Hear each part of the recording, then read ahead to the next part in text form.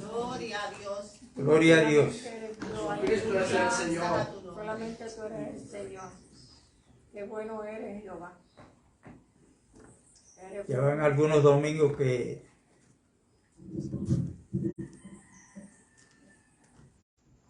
ha tenido que ayudarnos con el celular. Y hay veces que vemos cosas pequeñas,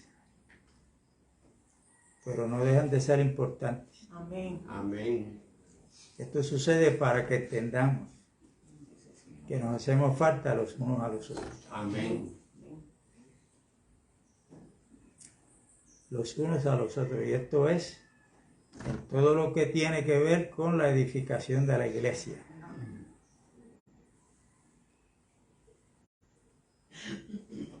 Yo me alegré, y qué bueno, cuando el hermano menciona que del estudio que estaban dando sobre las trompetas. Yo nunca he hablado de eso. Y si yo hubiese sabido, hubiese venido para escuchar. Yo tengo que aprender también. Y por eso es que no es que cuando uno ministra o un predicador habla, deja la predicación a mitad. Es que el que ministra la palabra tiene que dar conforme a la medida de la gracia que Dios ha dado. Y que lo que falta de ahí usted se dé cuenta, si lo recibe, lo dé. Gloria a Dios. Son principios bíblicos. Cuando Dios mandó a Moisés a que recogieran el maná cuando caía por la mañana, no todos recogieron la misma medida. Unos más, otros menos. Ya le dijo el Señor, aquel que recogió más, dele al que recogió menos para que todos tengan la misma medida. En la iglesia eso se da y está escrito y enseñado por el apóstol Pablo en el capítulo 4 de Efesios. Hay algunos que llevan a la iglesia en la enseñanza del plan y propósito de Dios para que la iglesia, los demás, todos, que somos un cuerpo, nos demos todo para el mismo ministerio que es la edificación de la iglesia. Así que aquí no hay nadie más grande ni más pequeño, todos somos iguales en Cristo y nos necesitamos los unos a los otros. Y por menos que usted crea que haya recibido, asegúrese que lo que recibió es del Señor, pero no es para usted, es para que lo dé. ¿Se acuerdan el muchachito que tenía, el joven que tenía los panes y los peces? Los discípulos dijeron, pero ¿para qué da esto para tanta gente? El Señor le dijo, tráiganmelo. Es que si lo que usted tiene lo ha recibido de Cristo es poco, vuelva y deposíteselo al Señor en oración y Él lo va a bendecir. Y cuando usted lo imparta a la iglesia, aunque sea poquito, el Señor es el responsable de edificar la iglesia. Él se comprometió a edificarla. A edificarla. Los cánticos han estado más o menos dirigidos a lo de las bodas del Cordero. Se ha dicho que el Padre quiere enviar a su Hijo. No lo ha enviado todavía. Pero escúcheme bien lo que le voy a decir mientras yo estaba allí y meditaba en esto. Cuando Dios dijo que Adán no debía de estar solo, no era bueno,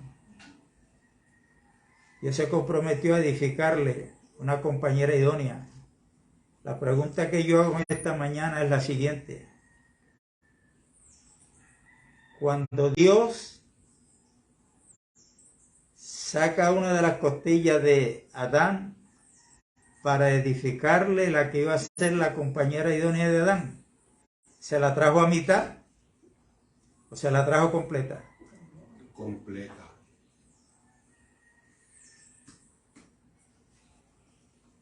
¿Y usted sabe por qué Cristo no ha venido? Hermano, la iglesia no está edificada por completo. O sea, ahora digo yo, esto lo tenemos que tomar en serio. La edificación de la iglesia. El Señor Jesús no viene a buscar una iglesia a mitad. Es su cuerpo completo, edificado. Edificado. Y yo quiero nuevamente informarles que el Señor lo está haciendo. El Señor lo está haciendo. En YouTube salen muchos mensajes, diferentes creencias, diferentes temas. Hay que tener cuidado lo que uno oye, lo que uno ve. Porque si uno no tiene cuidado, va a asumir la actitud de los atenienses. ¿Cuál era la actitud de los atenienses? Diferente a la de los bereanos. La actitud de los atenienses era que a ellos les gustaba oír, estaban pendientes de oír algo nuevo. Sin corroborar si era bueno o malo, lo pasaban para adelante. Esa era la actitud de ellos, la que no debe ser la de nosotros. Yo veo no sé si es un evangelista, pastor, no sé, un misionero, lo veo por video corto que hay, donde un misionero que está en Antioquía le llamó y le dijo: mira, 2 semanas antes de este terremoto mataron a 24 hombres de Dios aquí por predicar el evangelio, una plaza pública.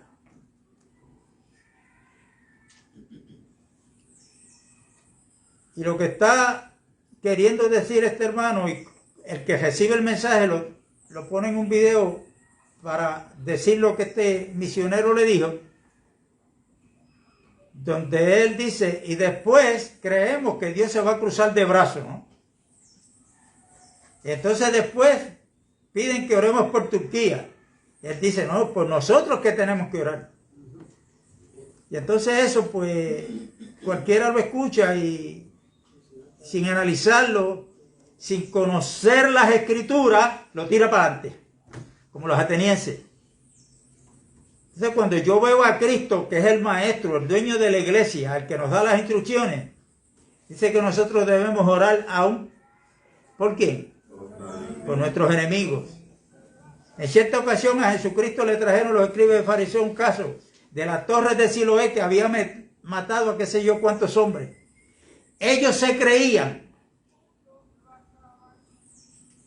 que esa torre le había caído encima a estas personas porque eran pecadores. Pero como el Señor Jesús es Dios con nosotros, sabía las intenciones de ellos, sabía qué era lo que había en el corazón y en la mente de ellos. Jesús le dijo: ¿sabes qué? Si ustedes no se arrepienten, le va a pasar lo mismo. Nosotros tenemos que tener cuidado. Yo me pregunto, y esta gente que están sacando de ahí, bajo esos escombros con vida,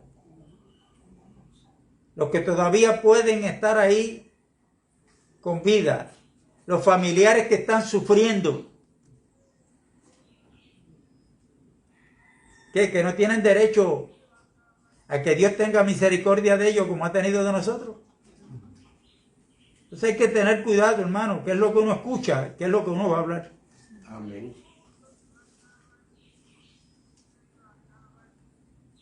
Y a nivel geográficamente hablando, no sé cuánto ya el Señor está alcanzando Pero como dice el apóstol Pedro, que los juicios de Dios comienzan por la casa de él primero, que es la iglesia, según Hebreos capítulo 3. Pues antes que Cristo venga, Dios está actuando y llevando a cabo en la iglesia la edificación, porque Él quiere presentarle la compañera idónea a su Hijo Jesucristo, pero completa. Eso lo tenemos que tener claro. Sí, tenemos que amar y desear la venida del Señor, amén. Pero en medio de esto tenemos que preguntarnos, ¿y la iglesia que se va a encontrar con Cristo está completa?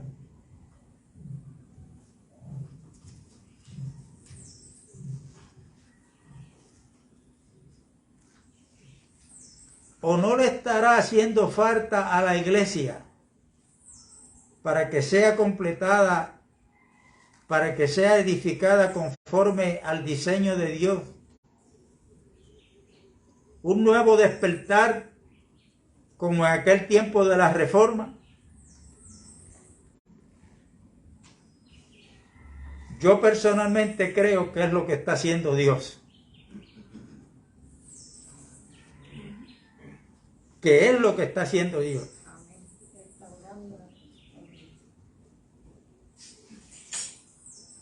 Y ya Dios está levantando hace tiempito grupo de hombres capacitados por Dios, que tienen la revelación que el Espíritu Santo les está dando de acuerdo al diseño que Dios tiene establecido. Lo están ministrando a pastores que están saliendo del sistema religioso, de las denominaciones. Hermano, no crea que la iglesia va a ser edificada dentro del sistema religioso.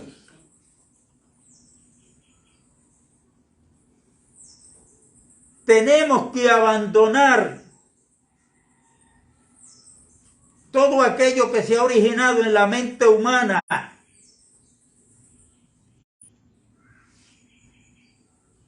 Y en Santo Domingo, en Texas, en Cuba, Venezuela, hay varias repúblicas que está llegando la palabra de acuerdo a lo que dijo Pedro, relacionada con la verdad presente. Y en la Biblia nos encontramos un antes y un después. Amén. ¿Qué quiero decir con esto? Si usted lee en el libro de Gálatas, Pablo va a hablar y a usar esa expresión cuando dice, antes de que viniera la fe. ¿Dónde estaba Pablo? ¿Dónde estaba el pueblo hebreo? Estaban en la ley. Pero llegada la fe, después que llega la fe, ya no estamos en el antes. La iglesia, cada creyente, hombres y mujeres, tenemos que entender que la Biblia se compone de dos testamentos. Está el antes y está el después. Y ese antes de ese después, hay alguien en el centro que se llama Jesucristo. Y el ateo más grande a nivel mundial, cuando va a referirse a la historia, si es un historiador, tiene que decir, esto sucedió o antes de Cristo o después de Cristo. Entonces nosotros tenemos que entender que en el Viejo Testamento no es que Dios no viene hablando en la palabra escrita de su Hijo Jesucristo, porque Cristo es el centro de la economía de Dios. Es el alfa y es el omega. Amén. Principio y fin. Lo que pasa es que en el Viejo Testamento Él nos está hablando en tipo, figura y sombra. Pero la iglesia, después de Cristo, después de la resurrección de Cristo, ya no estamos en las figuras, tipos y sombras, estamos en la realidad. Estamos en el después. En ese nuevo pacto, donde Cristo es superior a los ángeles, y eso está en la carta de los Hebreos, es superior a Moisés, es superior en el sacerdocio, es superior a Aarón. El nuevo pacto está establecido sobre más y mejores promesas. En el viejo pacto, aquellos tenían promesas que estaban esperando.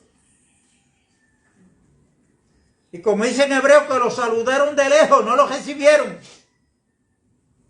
Pero nosotros en el nuevo pacto, las promesas de Dios todas se han cumplido en Cristo. Amén. Y si tenemos a Cristo y Cristo está con nosotros, entonces lo único que estamos esperando es la aparición de Cristo que aparezca, pero ya Dios nos lo ha dado todo en Cristo Jesús. Amén. Gloria a Dios.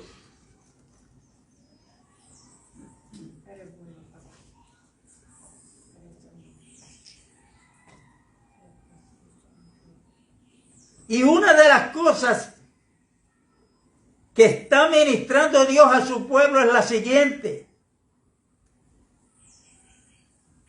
Nosotros hemos hablado, porque la Biblia así nos lo enseña, que estábamos en Adán y ahora estamos en Cristo. Pero cuando Dios comienza a dispensar su economía, en el viejo pacto establece la ley sacerdotal, donde Aarón era el sumo sacerdote, donde habían unos rituales que tenían que ser cumplidos, donde habían fiestas que los judíos celebraban. Todo eso ha tenido el fiel cumplimiento en Cristo Jesús. Pero ¿qué es lo que está pasando?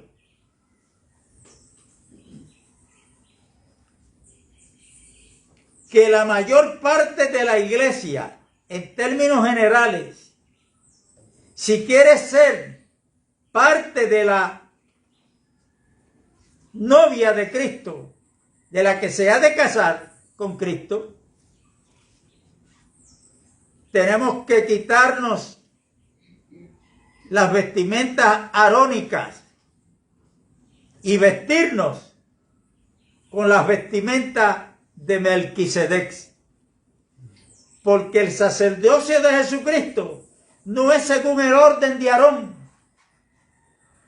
sino es según el orden de Melquisedec, rey y sacerdote. ¿Y qué quiere decir las vestimentas de Aarón? Eso hay que visualizarlo, orarle a Dios, y cada pastor es responsable, si quiere que él con su congregación esté listo para cuando el Señor venga, pedirle entendimiento a Dios. ¿Qué son esas vestimentas arónicas que tenemos que quitarnos? Y eso tiene que ver con las reuniones. Hay muchas cosas que a la iglesia le han hecho daño, que han servido de impedimento, y nos creemos que por congregarnos 3 días a la semana ya estamos esperando al Señor y estamos listos. ¿Y qué hay de la comisión que el Señor le da a la iglesia? Porque tenemos que congregarnos, mire qué cosa, pero esto no es todo, esto es parte, algo bien mínimo. Amén. Porque la intención del Señor es que la iglesia es la responsable de expandir el reino de los cielos, de llevar el evangelio a los perdidos.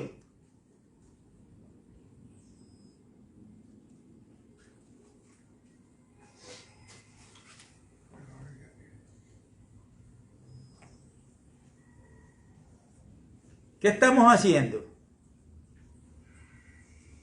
Entonces usted ve en el día que estamos viviendo, la época de, ¿se acuerda aquel momento de las campañas que eran, numéricamente hablando, eran muchas? Ya eso se está reduciendo y los que salen a la calle a predicar, que se autodenominan evangelistas, tenga Dios misericordia de muchos de ellos. Tenga Dios misericordia de muchos de ellos. Y entonces esto de llevar el evangelio, usted me dirá, y tenemos que tener cuidado porque somos unos expertos poniendo excusas. Hermano, pero es que yo no sé predicar como usted predica. No, hermano, es que la forma de llevar el evangelio es de diferentes maneras.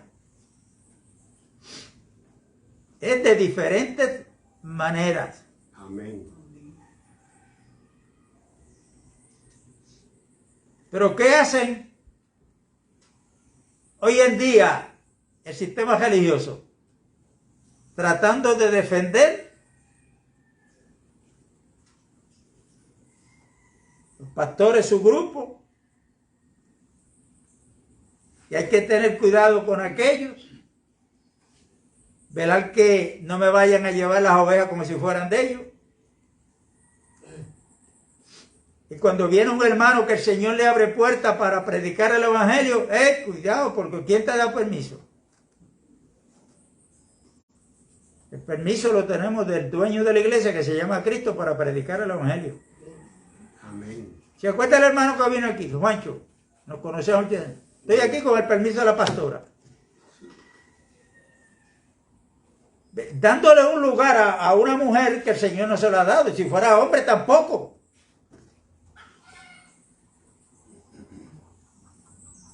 Vino aquí porque el Señor le dio, la pastora le dio permiso, o que fue la voluntad del Señor que viniera aquí. No para quedarse, pero para estar con nosotros y cantar lo que hizo, y etcétera, etcétera. Pero entonces, ahí es donde entran la mentalidad que tienen muchos pastores, que se creen que ellos son los que tienen dueño y control de la iglesia. Que la iglesia se mueve según él crea. Y los concilios igual. Claro, esto es una... como el efecto dominó. Cuando un pastor lo que debe es alegrarse cuando una hermana o un hermano le diga: pastor, Dios me abrió puerta en un hogar para ministrar el evangelio. Gloria a Dios. Amén. Para eso, porque no es que tenga la naturaleza de un apóstol la iglesia, pero la iglesia en su comisión es apostólica. Porque ¿qué significa la palabra apóstol? Pues enviado. Y una pregunta: ¿no nos ha enviado el Señor a llevar el evangelio? ¿A quién? ¿A una persona? No. A todos. A todo el mundo.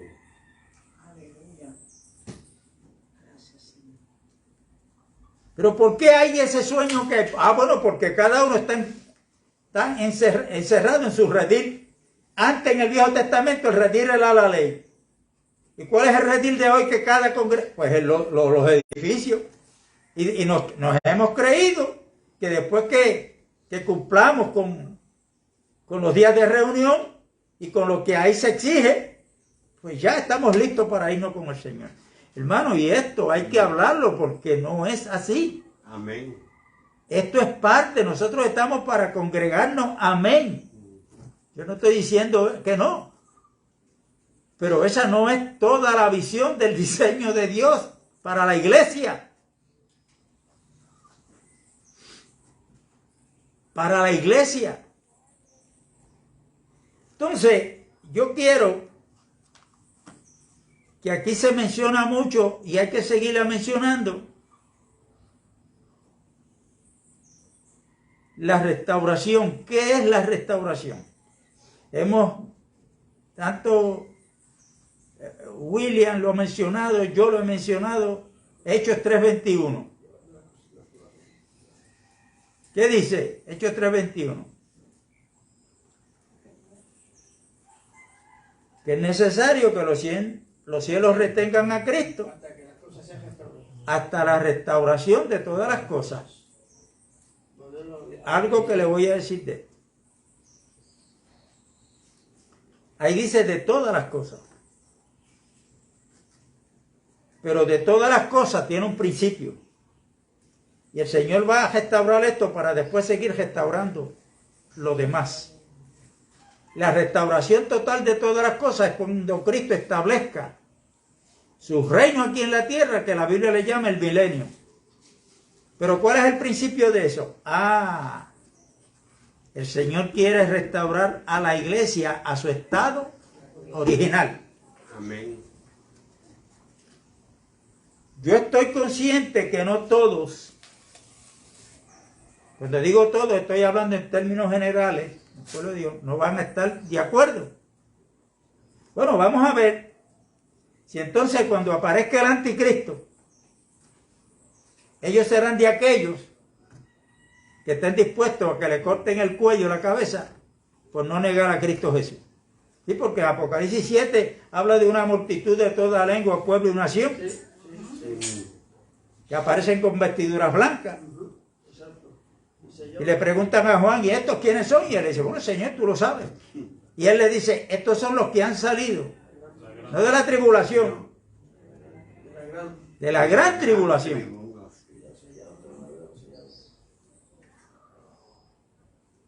De la gran tribulación, que no se dejaron marcar. Pero yo creo que estamos viviendo el tiempo de la gracia de Dios. Y el Señor quiere que la gracia reine. Y Cristo vino lleno de gracia y de verdad. Y nosotros tomamos de Él gracia sobre gracia. Así es que la gracia de Dios en Cristo para mí es una medida.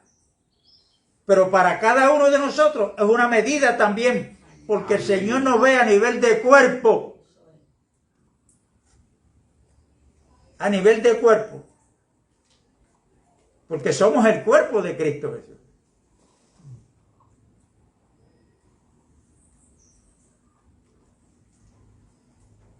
Y vamos a leer en Colosenses antes de ir a Génesis. Yo no sé, no recuerdo si es 3:17. Se me quedó la libreta de los apuntes. Amén. Entonces,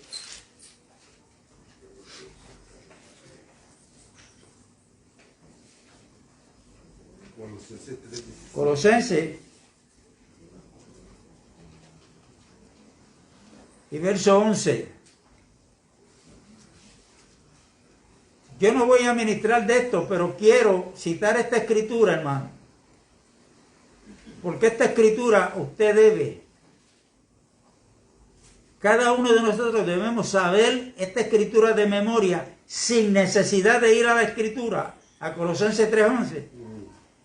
¿Por qué? Mire lo que dice aquí. Verso 10. Y vestido de nuevo, o sea, nos debemos de vestir del viejo hombre, renovarnos en el espíritu de nuestra mente, y revestidos del nuevo hombre, el cual, conforme a la imagen del que lo creó, se va renovando hasta el conocimiento pleno. ¿Qué es la palabra renovar?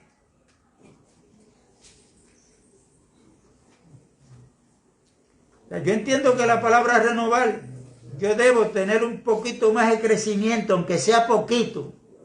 Hoy, más que ayer. Amén. Y mañana, Y cambia. irme renovando hasta el conocimiento pleno, hasta llegar al conocimiento pleno. Amén. Pero la iglesia está estancada. Usted sabe, yo no sé cuántos aquí han pasado la experiencia, los hermanos, de cuando ha metido su vehículo en un fanguero, entonces el carro está prendido, usted lo acelera, pero mientras más lo acelera, más está haciendo el hoyo en el fango ahí, se sigue hundiendo. Entonces tiene que venir alguien más fuerte que está afuera de ese bache para poderlo sacar. Pues la iglesia estamos dando vueltas, estamos atollados. ¿Ah? Y eso lo que nos produce es sueño espiritual. Amén.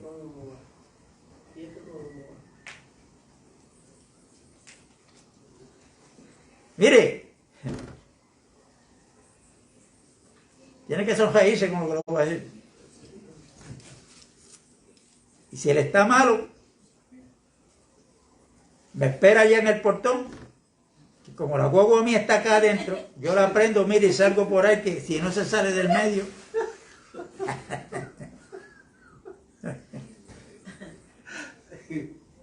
Señor Jesús. Mire, si una de las cosas que tenemos que despertar, salir de este estancamiento que hay, es que se nos enferman los hermanos. Oiga, y ni una llamada. Bien pocos son los que cogen el teléfono para llamar. Amén. Y esto va poco a poco, poco a poco, poco a poco. Entonces, cuando venimos aquí, hay veces que hasta se nos olvida orar por los hermanos que están enfermos. Porque pensamos en nosotros. Y a veces nos creemos que la reunión tiene que ser para nosotros y para hacernos sentir bien. La reunión de los santos no es para los santos. La reunión de los santos es para que Cristo se sienta bien. Amén. Si usted no puede visitar, pero mire, usted tiene teléfono.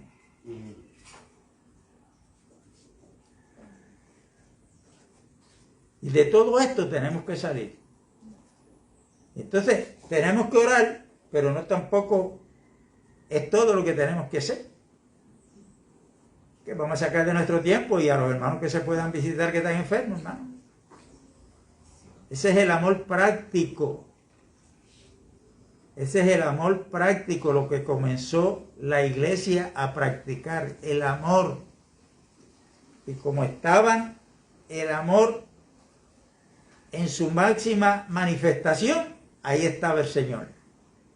Y qué lindo que no pasaban trabajo para traer gente a Cristo, porque dice que Dios añadía a la iglesia.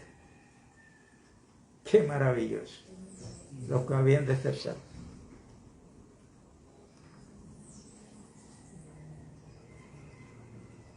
Hasta el conocimiento pleno.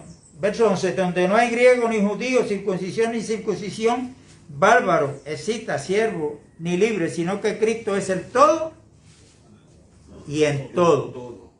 Cristo es el todo y en todo. Eso, esta escritura, esto que el apóstol Pablo nos está hablando de quién es Cristo para nosotros. Tenemos la necesidad de tener esto claro para poder meternos a leer, por ejemplo, el Viejo Testamento desde Génesis. Porque si no es así, vamos a ver en el Viejo Testamento simplemente historia. Y no vamos a ver a Cristo en ninguno de los sitios del Viejo Testamento que Dios, en tipo, sombra y figura, nos está presentando a Cristo. Por eso es que usted oye a muchos predicadores, wow, una narrativa de la historia de Abraham, otra narrativa de la historia de José.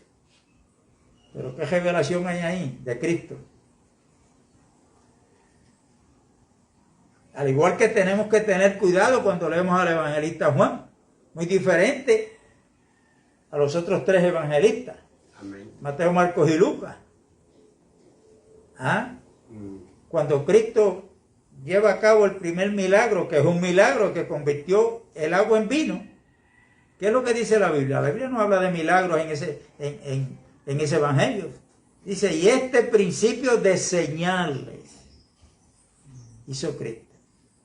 Quiere decir que para continuar entendiendo al evangelista Juan en todo lo demás, tenemos que coger y no olvidar el principio. Aquí hay una señal. Detrás de este milagro hay un mensaje subyacente que Dios quiere revelarnos porque es una señal. Y para eso hay que pedirle, Señor, tú eres el que revela por medio del Espíritu Santo. Y a través de la lectura de la Biblia, pues Dios nos va dando entendimiento y revelación de todos los demás. Amén. Que vemos en Evangelio de Juan. Entonces, mire,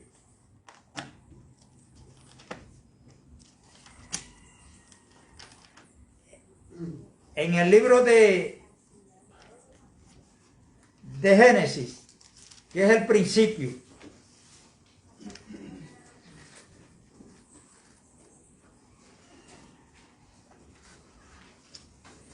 Voy a leer una escritura en el capítulo 8 de este libro de Génesis.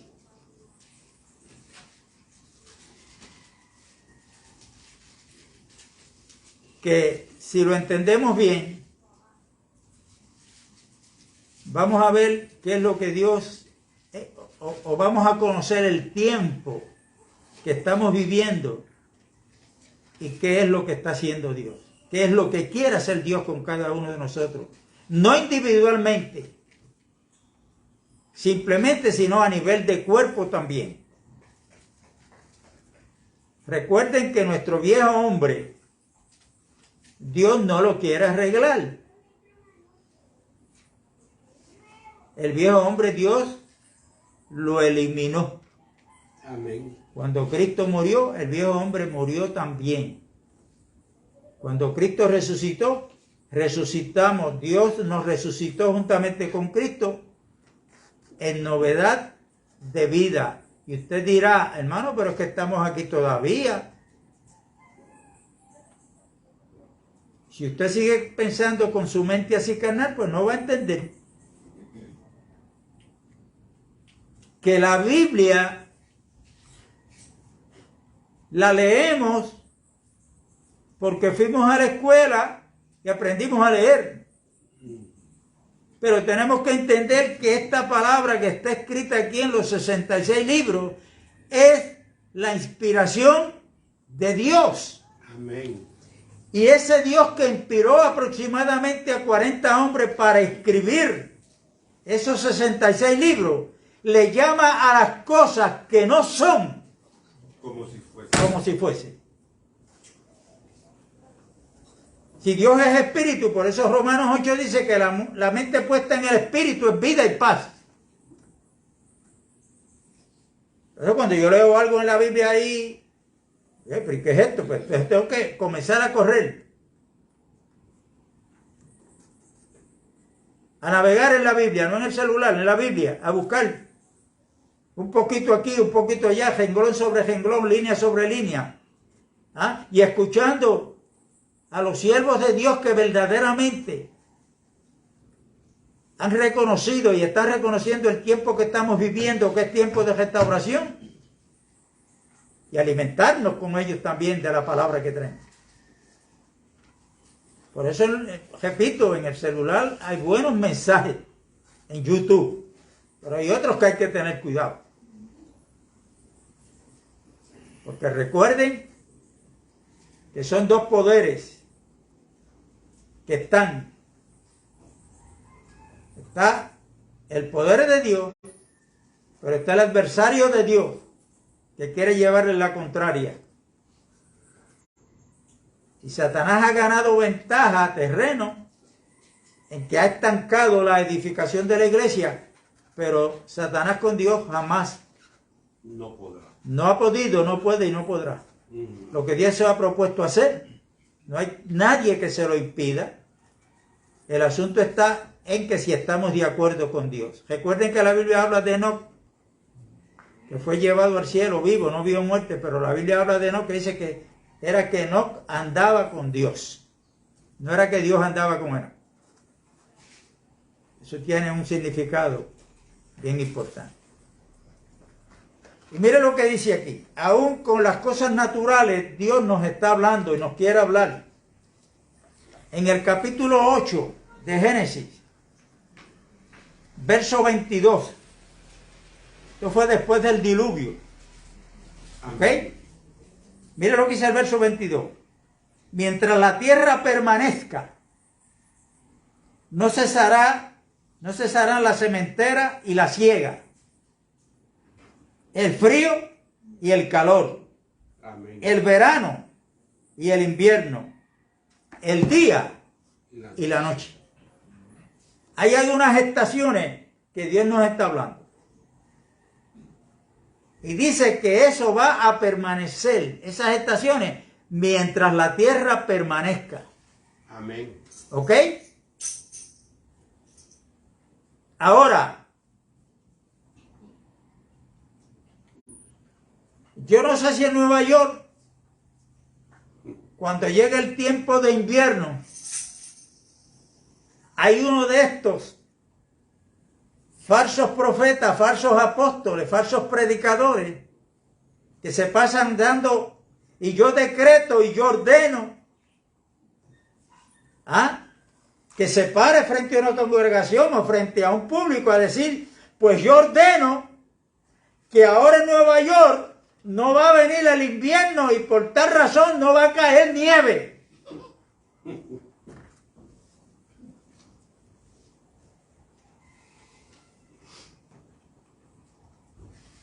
¿Usted cree que podrá hacer eso? Jamás. Eso es algo que está establecido por Dios. Que cuando llegue el tiempo del invierno, llegó y no hay nadie que lo impida. Amén. Ahora, déjeme decirle algo. Cuando llegó el tiempo del invierno, es que pasó el tiempo del verano, el tiempo del calor. ¿Sí o sí? En el tiempo del calor, ¿cómo viste la gente ahí en Nueva York? Una vestimenta, que esa vestimenta cuando llegue el invierno no es la que va a usar. Ahora tiene que cambiarse a usar otra vestimenta de acuerdo al tiempo que está viviendo, que es el tiempo del invierno. ¿Estoy en lo correcto o no? Amén.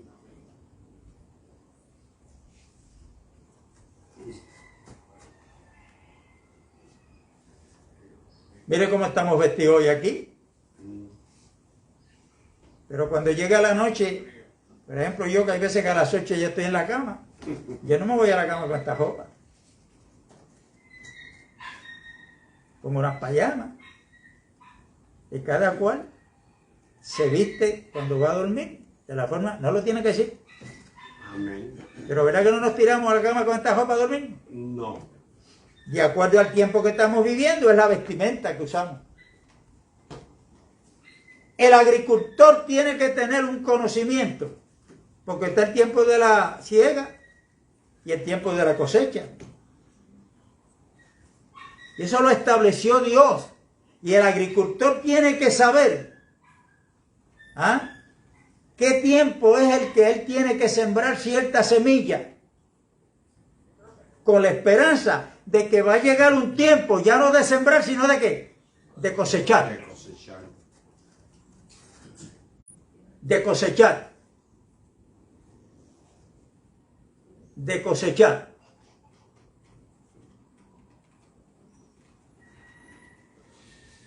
Ahora, yo voy a terminar con esto antes que el domingo vamos a continuar.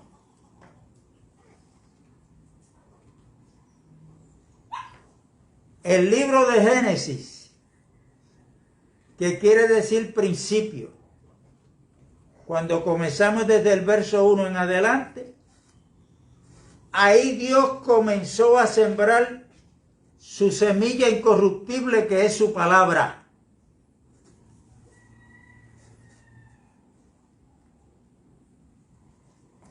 La ha seguido dispensando.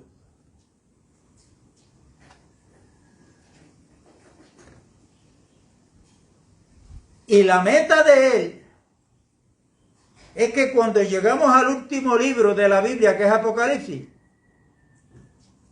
es recoger ¿qué? La cosecha. La cosecha. Pero según Apocalipsis 14 son frutos maduros, no nuevos, no ni a mitad, no, maduros. Llegó el tiempo de la siega. Se está acercando. Pero el Señor está sembrando, está dispensando esa semilla.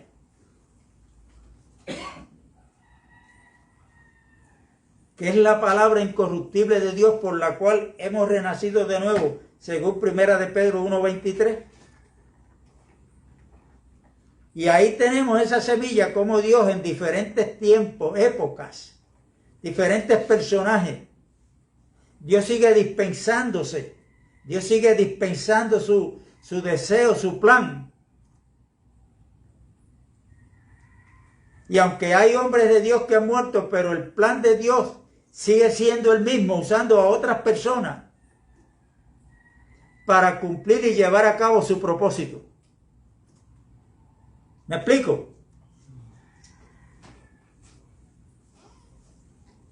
Y en este libro de Génesis, y aquí terminamos con esto hoy, yo le mencioné lo que ahora le voy a recordar. Ahí menciona 8 hombres, que esos 8 hombres se pueden dividir en 2 grupos de 4 cada uno. Primero está Adán, luego le sigue Abel, luego le sigue Enoc y luego le sigue Noé. Esos 4 tienen que ver con la línea de la creación. Pero después los otros 4, el grupo de los otros 4, empieza ¿con quién? Con Abraham, Isaac, Jacob y José. Este es el grupo de la línea de los llamados.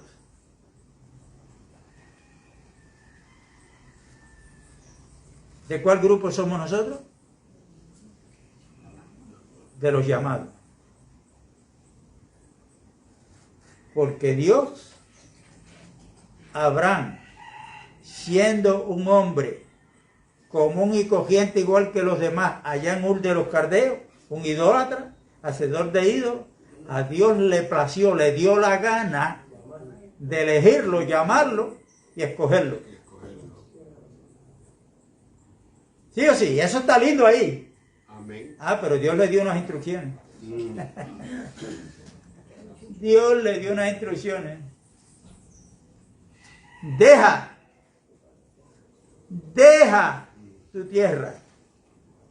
Y ahí podemos estar hablando un rato. La casa de tu padre, tu parentela.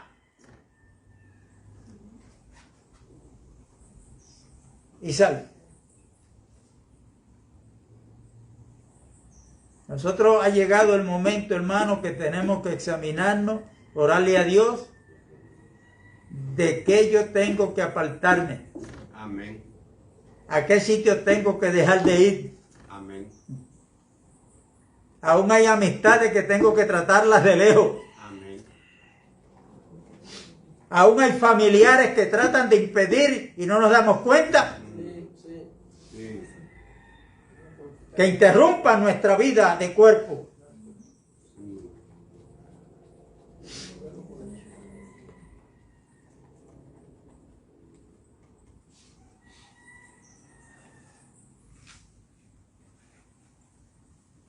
Y esas estaciones están ahí para enseñarnos. Dios nos quiere enseñar que debemos de examinarnos para ver si la iglesia hoy,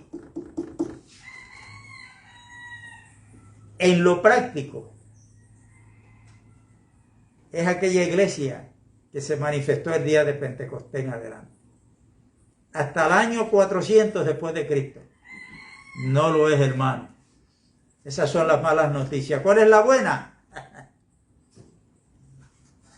Que Dios está llamando porque estamos en tiempos de restauración. Lo que tenemos es que buscar,